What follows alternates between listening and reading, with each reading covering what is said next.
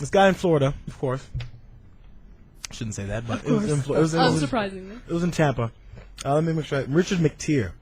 He was arguing with his 17-year-old ex-girlfriend. They were off and on, back and forth. There was a domestic violence dispute. Neighbors heard, and so he abducted her child, which was not his.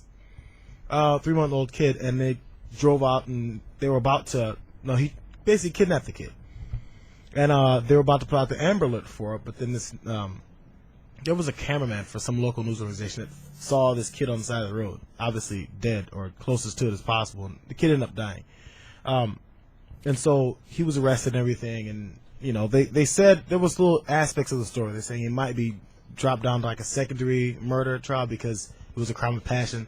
They were off and on, back and forth. People were telling her to stay away from him. Mm-hmm. Of course, he grew up badly. His father was abusive, piece of crap, never was around him. All that, anything. He grew up in a violent lifestyle, is what they started toting. But it just kind of it sparks like a visceral reaction in you when you see what the guy said after he was pulled out of the police car. We have a video of it. Do you have that? 16 inches. This is what he's talking about when the reporters are asking him. Why'd you do it? How could you throw a baby out the window? It's a dirty game. That's all you have to say? Dirty game. That's a life. It's not a game. It's not a game. It's someone's life. People are upset with you. It's a dirty game? So he said like 3 times. The kid died? Yes. Yeah. 3-month-old baby died. Yeah, well, here's what's a dirty game. Prison. Life, too easy, right? Mm-hmm. Should get life in prison. Right, but this is the problem. And there's a lot of people say, this was what the DJ this morning said. He's like, you know, it's a dirty game. Wait till you get in the box, you know? Uh-huh. But he said, this guy should fucking die, all this stuff. I said, no, he shouldn't. No. This is the reason I'm against the death penalty. Because that's the easy way out. The death penalty it was like the way we created it is to be painless. You know, you're supposed to not feel anything because that's cruel and then it's torture, right? Yeah. If this was my 3-month-old kid, I wouldn't want him to die because he's just gonna go to sleep and he's gonna get off the hook. He had a horrible life, whatever. I really don't care at this point.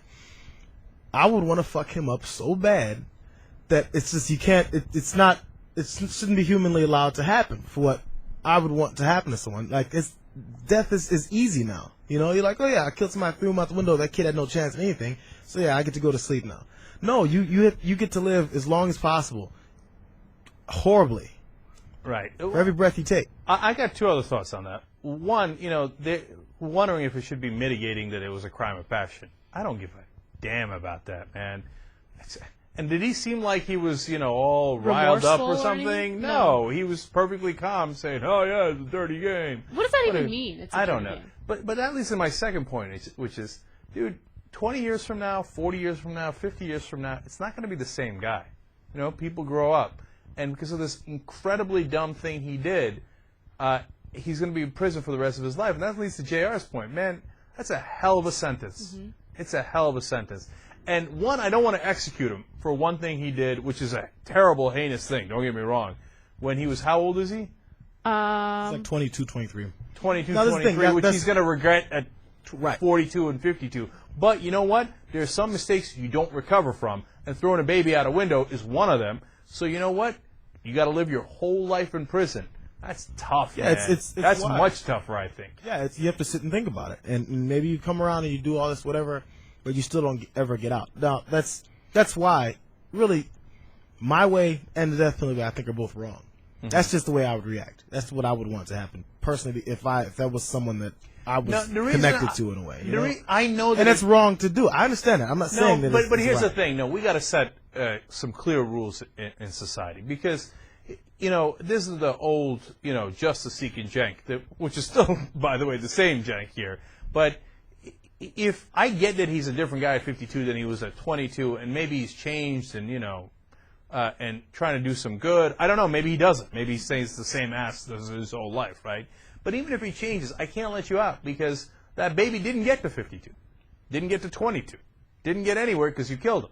So we got to, as a society, we got to set a rule. You kill somebody and you are done. There are mistakes you cannot recover from.